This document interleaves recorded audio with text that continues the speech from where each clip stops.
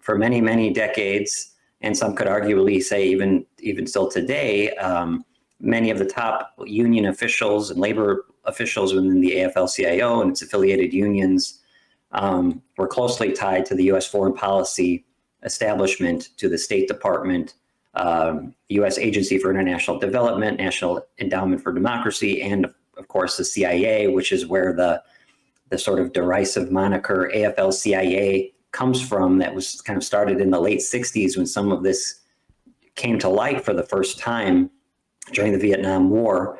Yeah, a lot of these labor officials were especially kind of rabidly anti-communist because they had fought against communists and other leftists within their own union ranks for so many decades.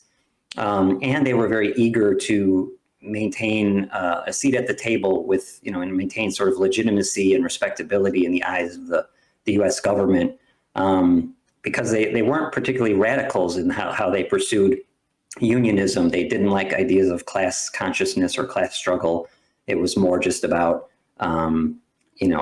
having the right connections and having a more amicable relationship with bosses and managers at the bargaining table, and trying to be equals in economic planning, and demonstrating that, like, look, we're loyal, patriotic citizens, and we hate the Soviet Union and communists as much as anyone else, or even more so.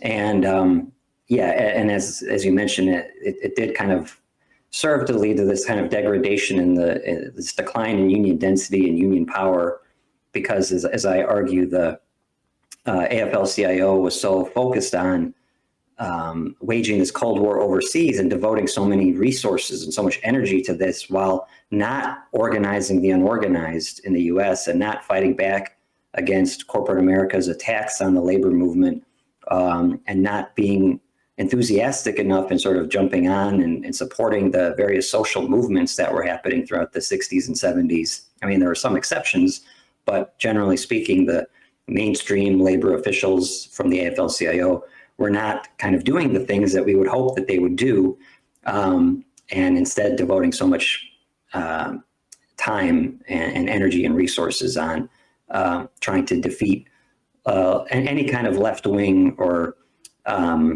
anti-capitalist or worker-led labor movement in pretty much everywhere around the world.